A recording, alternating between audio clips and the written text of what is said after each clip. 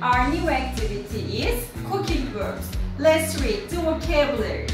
Boil, kaynatmak. Chop, doğramak.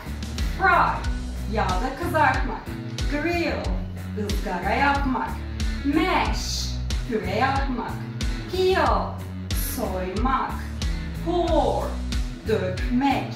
Melt, eritmek.